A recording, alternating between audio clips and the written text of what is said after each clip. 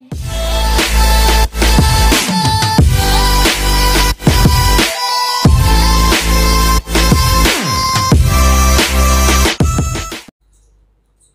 very warm welcome to all of you. Today we will discuss about the fibrillation. Okay, uh, what is the fibrillation? A state of very okay देखिए very rapid जो लिखा है 2 बार, इसकी अहमियत है, importance है, इसलिए लिखा हूँ वेरी रैपिड और frequent partial contraction and relaxation of chambers of heart. देखिए जो फिब्रिलेशन हमारे होते हैं उनमें क्या होता है, जो हमारे चैम्बर्स होते हैं हार्ट के, ऑरिकस एंड वेंट्रिकल्स, उनमें इतनी जल्दी हमारा कॉन्ट्रैक्शन रिलैक्सेशन होता है, मगर वो पार्शली होता है, फुली नहीं होता है ना। इतनी जल्दी हमारा कॉन्ट्रैक्शन रिलैक्सेशन होता है, इनकम्प्लीट कॉन्ट्रैक्शन एंड रिलैक्सेशन, जिसके चलते ये फिब्रिलेशन कंडीशन हमारी कहलाती है। और उसमें जो हमारा हार्ट बीट होता है ना, यदि में कॉन्टैक्ट करेगा तो उसका जो हार्ट बीट का जो रेट होता है वो लगभग अराउंड 300 से ग्रेटर देन होता है, 300 बीट्स पर मिनट। कहाँ 72 बीट्स पर मिनट जो हमारा नॉर्मल दम होता है, और कहाँ 300 बीट्स पर मिनट, यानी कि 4 गुना ज़्यादा इसमें जो है हमारे चैम्बर्स कॉन्टैक्ट और रिलैक्स करते हैं। ओके, और उनमें पार्शियल कॉन्ट्रैक्शन भी होता है, मतलब पार्शियल होता है, फुली नहीं होते। ठीक है, तो जो फिब्रिलेशन हमारे होते हैं ये एक्चुअली देखिए हमारे फिब्रिलेशन और फ्लटर, ठीक है, ये 2 ऐसे हमारे कार्डियक इरिथमियास प्रॉब्लम्स होते हैं जो कि बहुत ही dangerous and urgent medical requiring cardiac disorders होते हैं। अगर ये हमारे होते हैं तो इसमें जो पेशेंट होता है इसको तुरंत अर्जेंट हमें मेडिकल ट्रीटमेंट देना पड़ता है, otherwise the patient will loss his life, है ना। तो जो फिब्रिलेशन होता है वो फर्दर हमारे 2 तरह के होते हैं, एक ऑरिकल फिब्रिलेशन और एक वेंट्रिकुलर फिब्रिलेशन। क्योंकि हमारे चैम्बर्स की बात आई तो चैम्बर्स हमारे 2 होते हैं, तो 2 तरह के फिब्रिलेशन भी ऑब्वियसली होंगे। तो ठीक है, तो देखो in the term of lethality, in the term of dangerousness, ठीक है, जो वेंट्रिकल्स फिब्रिलेशन होता है वो हमारा ज़्यादा होता है, बहुत डेंजरस होता है। जो वेंट्रिकल फिब्रिलेशन है वो इन द टर्म ऑफ डेंजर, ठीक है, इन द टर्म ऑफ डेंजर, ठीक है, जो फिब्रिलेशन है वो हमारा, जो वेंट्रिकुलर फिब्रिलेशन है वो हमारा ऑरिकल फिब्रिलेशन से ज़्यादा होता है। अभी रीज़न आपको मैं बताऊंगा क्यों ऐसा होता है। तो देखिए जो दोनों जो फिब्रिलेशन है ना, फिब्रिलेशन, इनका जो हमारे जो कॉस्टिव एजेंट होते हैं, ठीक है, ये हमारे सेम होते हैं, दोनों में कॉमन होता है। ओके, तो मैं यहाँ पे इसको डिस्कस करता हूँ। देखिए पहला जो है इनलार्जमेंट ऑफ देयर सेल, ठीक है। दूसरा abnormality in their conductive cell या फिर टिश्यू, ओके, या फिर किसी भी ड्रग्स एक्शन के चलते, है ना, रिफ्रैक्टिव पीरियड का घट जाना। देखिए ये जो तीनों, देखिए ओवरऑल मैं बता दूं आपसे कि जो फिब्रिलेशन और फ्लटर, इन दोनों का जो बेसिक कॉस्टिव एजेंट होते हैं, इनको मैंने सेपरेटली एक वीडियो में डिस्कस कर रखा है ना, in the name of re entry and circus movement. Okay, तो वो जो वीडियो है उसका लिंक मैंने डिस्क्रिप्शन बॉक्स में दे रखा है, आप वहाँ से देख सकते हैं, फिर आप इसको देखिएगा, आपको समझ में 100% आएगा। तो देखिए इनलार्जमेंट ऑफ देयर सेल, है ना, चाहे वो ऑरिकस हो चाहे वेंट्रिकल्स का, अगर इन दोनों चैम्बर्स के सेल्स इनलार्ज हो जा रहे हैं, या फिर abnormality in the conductive cells, जो हमारे AV node bundle of frequency fibres होते हैं, अगर उनमें कोई एबनॉर्मलिटी होती तब भी हमारा ये हो सकता है। और दूसरा हमारा ड्रग एक्शन, या कोई हमारा ऐसे ड्रग्स है ना जो कि हमारे रिफ्रैक्टिव पीरियड ऑफ हार्ट को डिक्रीज करते हैं, है ना। तो इन सब के चलते हमारा जो है ये ऑरिकल फिब्रिलेशन हमारा होता है।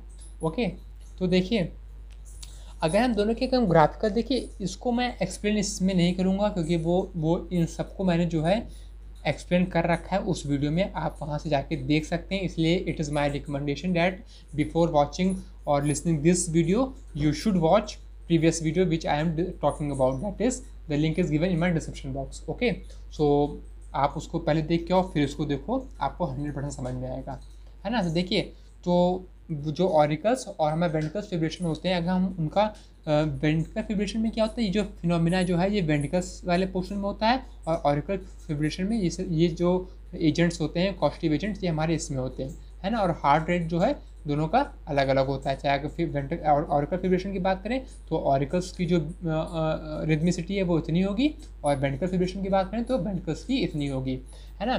तो देखिए, अगर हम इनके नॉर्मल ईसीजी के बारे में बात करें तो हमारा नॉर्मल ईसीजी हमारा कुछ इस तरह का होता है, पी क्यूआरएस कॉम्प्लेक्स और टी, है ना, इस तरह सो ऑन, है ना। तो एक कार्डियक साइकिल, दूसरी cardiac cycle and so on, इस तरह।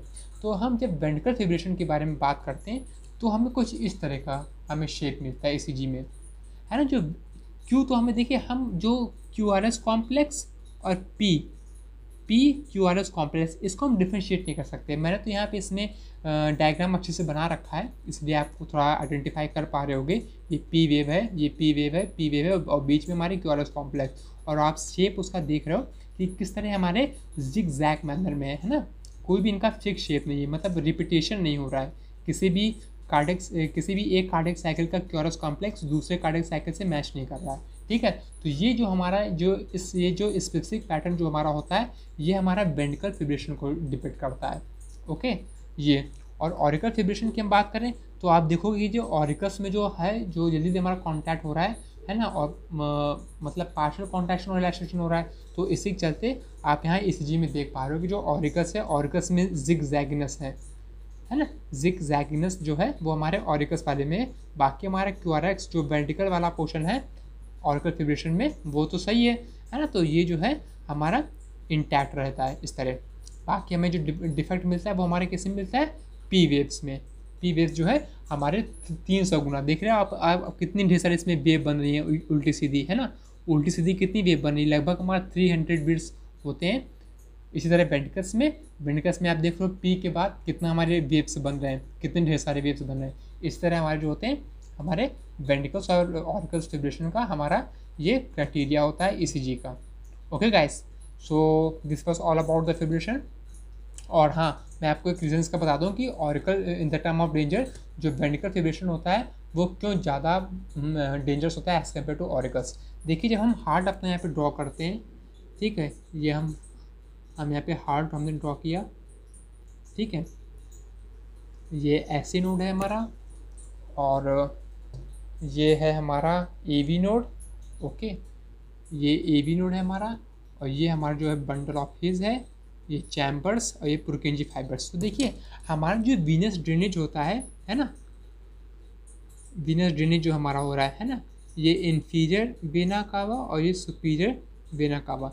देखिए, इनमें जो ऑरिकल्स जो हमारे ब्लड रिसीव करते हैं, है ना, वेना कावा से, है ना, उनके चलते जहाँ पे जो ब्लड फिलिंग होती है ना, ब्लड फिलिंग होगी, ये उधर से आएगा, ओके। यहाँ पे ऑक्सीजनेटेड ब्लड होगा क्योंकि ये प्योरीफाइड होकर आता है।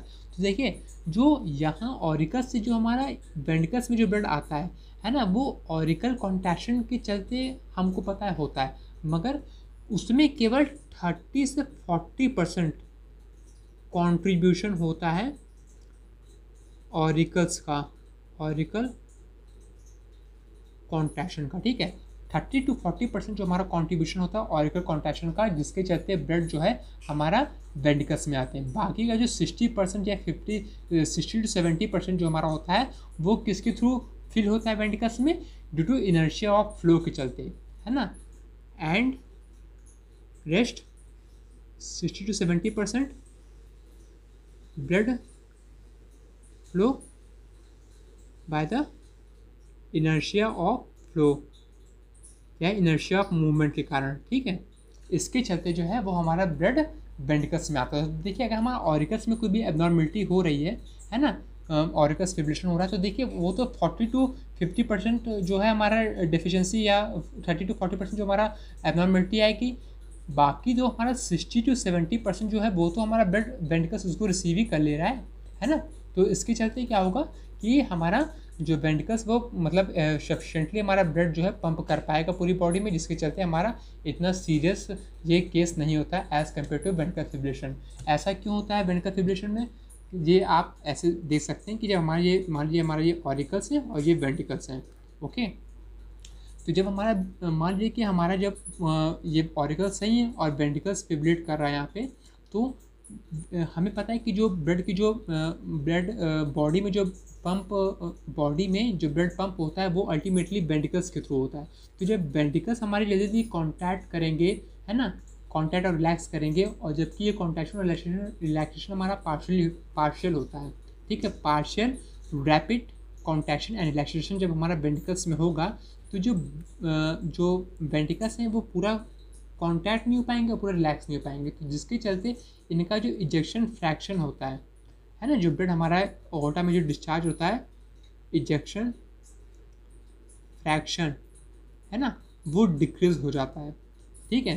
तो इजेक्शन फ्रैक्शन की डिक्रीज होने के चलते हमारा ब्लड में जो है सडनली जो है हमारा ब्लड का फ्लो कम होने लगता है, क्योंकि पंपिंग ब्लड की कम होने लगती है, जिसके चलते हमारे ब्रेन डैमेज, है ना, ये बहुत सीरियस कंडीशन है, ब्रेन डैमेज और जो है ब्लड क्लॉटिंग, है ना, ब्लड क्लॉटिंग जैसे सीरियस पैथोलॉजिकल कंडीशन हमारे एब्रेटली डेवलप होते हैं, जिसके चलते पेशेंट को अगर अर्जेंटली अगर मेडिकल ट्रीटमेंट नहीं मिला तो पर्सन जो है इन सब के चलते और भी पैथोलॉजी हमारी डेवलप होती है, उसके चलते ये पर्सन जो है डाई कर सकता है। तो आपको रीज़न समझ में आया कि ऑरिकस में काम हमारा चल जाता है, ठीक है, क्योंकि हमारा जो वेंट्रिकल्स वो हेल्दीनेस के साथ काम कर रहे हैं, नॉर्मली काम कर रहे हैं, अब वो मैक्सिमम ब्लड रिसीव भी कर रहे हैं, इसलिए जो है हमारा काम चल जाता है। मगर वेंट्रिकल्स में, वेंट्रिकुलर फिब्रिलेशन में, ये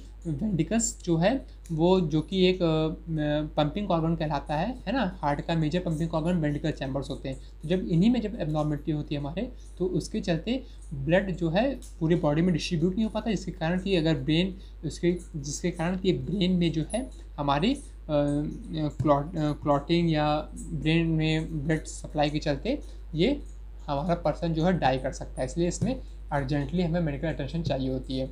सो guys, this was all about the fibrillation, auricle fibrillation, ventricular fibrillation, और ये इनके रेस्पेक्टिव ईसीजी, है ना, और ultimately again in the last that if you are facing any kind of the problem according to this concept, you are free to ask in my comment section. Okay, thank you, bye.